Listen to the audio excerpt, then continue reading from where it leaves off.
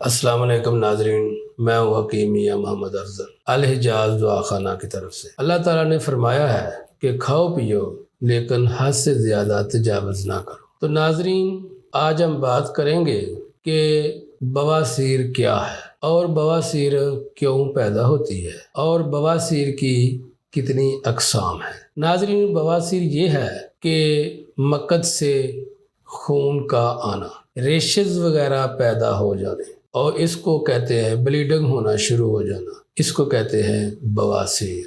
ये बवासीर दो किस्म की होती है। एक बवासीर होती है खूनी, जिस तरह के रेशेस बन जाने, ब्लीडिंग होना शुरू हो जाना, ब्लड वगैरह आना, इसको कहते हैं खूनी बवासीर। और दूसरी बवासीर जो होती है उसको कहते हैं बादी बवासीर। इसमें मोके बन जाते हैं। इसमें भी 3-4 अक़साम है। किसी को मौका एक किस्म का होता है, वो लंबा सा ऐसे मोंगरे की तरह हो जाता है, और किसी के मौके 2 बन जाते हैं इकट्ठे फूल की तरह के।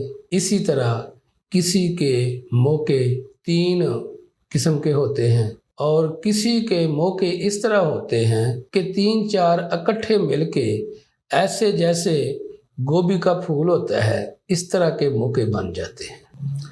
तिब्बी लिहाज से ये मौके किस मिजाज में बनते हैं? हमेशा जो मौके बनते हैं वो खुश्की सर्दी की वजह से बनते हैं, और खुश्की सर्दी जो है हमारी ग़िज़ाई बेइतदाली की वजह से पैदा होती है। इसी तरह जिन लोगों को ब्लीडिंग होती है वो खुश्की गर्मी की वजह से ब्लीडिंग होना शुरू हो जाती है। तो नाजरीन, ये खुश्की गर्मी क्यों पैदा होती है?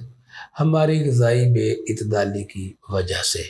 हम इस तरह की ग़िज़ाएँ धड़ाधड़ खाना शुरू कर देते हैं कि जिससे हमारी बॉडी के अंदर जो है लिवर के अंदर हीट हो जाती है, और दिल की तहरीक जो है वो तेज़ हो जाती है, और इस तरह हमारे इस मकद के अंदर जो है वो रेशेस जो है बारीक झिल्ली सी एक जो होती है वो फट जाती है, जिससे ब्लीडिंग हो जाती है, और इसे हम कहते हैं कि ये खूनी बवासीर है। इस तरह जो मौके बनते हैं वो चूँकि खुश्की सर्दी की वजह से बनते हैं, तो हम ग़िज़ाएँ इस तरह की खाते हैं जैसे कि फ़ास्ट फूड बहुत ज़्यादा इस्तेमाल करना, चावल का बहुत ज़्यादा इस्तेमाल करना, बड़ा गोश्त का, चिकन का ज़्यादा इस्तेमाल करना। जब इन चीज़ों की तरफ हम ज़्यादा तेज़ी से हमारा रुझान बढ़ जाता है तो फिर हमारी बॉडी के अंदर ये 2 चीज़ें, 2 तहरीकें बढ़ जाती हैं, खुश्की और सर्दी।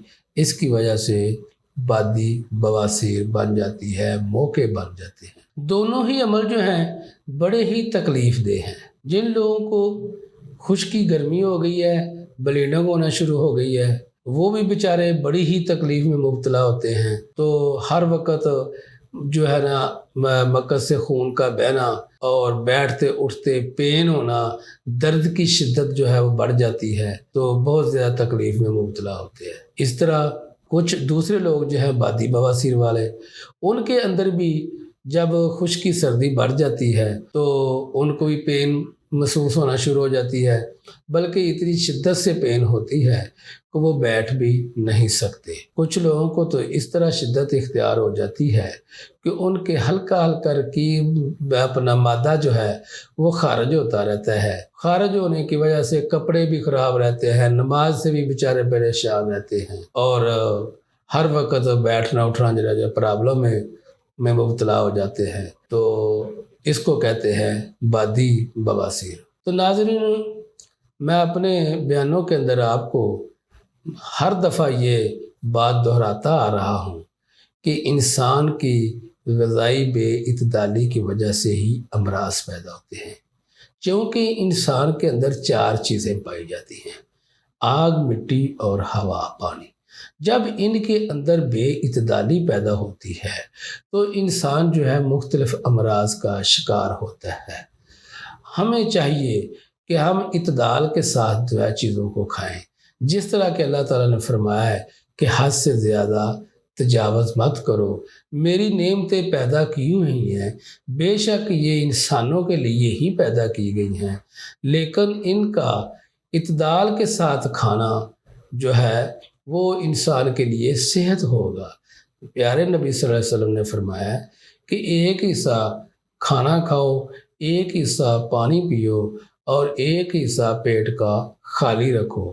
ہم جو ہیں ہم اس طرح کھاتے ہیں کہ جب کھاتے کھاتے تھک جاتے ہیں تب ہم چھوڑتے ہیں، تو اس وجہ سے جو ہے نا ہم مختلف امراض کا شکار ہو رہے ہیں۔ اس کے ساتھ ساتھ کیا ہوتا ہے، جن لوگوں کو خاص کر کے بادی بواسیر کی شکایت ہوتی ہے، بیسیکلی ان کی باڈی کے اندر کولیسٹرول کا لیول بڑھ چکا ہوتا ہے، ان کا خون اتنا گاڑھا ہو جاتا ہے کہ خون بلیک ہو جاتا ہے۔ تو کولیسٹرول کے بڑھنے کی وجہ سے ناظرین آپ کو بتا چکا ہوں کہ کئی اور بھی امراض پیدا ہوتے ہیں، خاص کر کے ہارٹ اٹیک کے چانسز جو ہیں کولیسٹرول کے بڑھنے کی وجہ سے بڑھ جاتے ہیں۔ تو ہمیشہ اپنے خون کو پتلا رکھنے کی کوشش کریں۔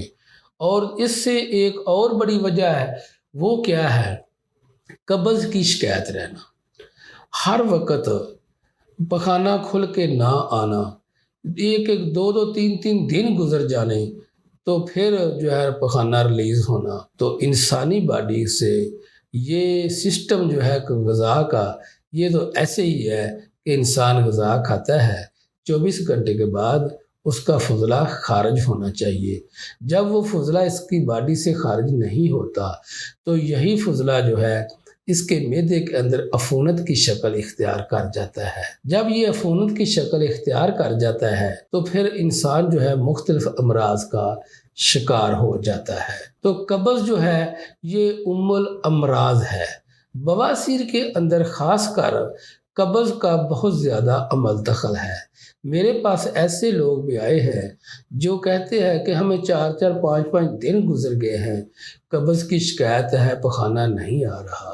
تو ناظرین دیکھو، ایسے لوگوں کو کیا یہ مرض نہ پیدا ہو تو اور کیا ہو، جو کھانا تو ہر روز کھا رہے ہیں لیکن کھانا جو ہے معدے کے اندر ہی پڑا ہے اور عفونت اختیار کر کے اتنی خطرناک امراض کو دعوت دے رہا ہے کہ نہ پوچھیں۔ تو ناظرین اپنی غذا کی طرف توجہ کریں۔ ہم جو ہیں ایسے امراض کا بہت ہی اللہ کے فضل و کرم سے کامیاب اور بہترین علاج کرتے ہیں۔ جو بھی ہمارے ناظرین میں سے سن رہے ہیں اور جتنے بھی بہن بھائی اس کو کہتے ہیں مرض خبیثہ، اس قسم کے مرض کے اندر مبتلا ہیں، وہ الحجاز دعاخانہ میں میرے پاس تشریف لائے۔ اللہ کے فضل و کرم سے انشاءاللہ بہترین اور کامیاب علاج کیا جائے گا۔ اس کے ساتھ ساتھ جو لوگ بھی آئیں، آپ کو یہ ہدایت کرتا چلوں کہ اپنا بلڈ گروپ جو ہے وہ چیک کروا کے رپورٹ اپنے ساتھ لے کے آئیں۔ اگر کسی قسم کی آپ نے ٹیسٹ وغیرہ کروائے ہیں تو وہ ساتھ لیتے آنا۔ الحجاز دعاخانہ ایک واحد رجسٹرڈ دعاخانہ ہے جس کے اندر اللہ کے فضل سے کامیاب اور بہترین علاج کیا جاتا ہے۔ اب تک کے لیے اجازت چاہتا ہوں۔ السلام علیکم۔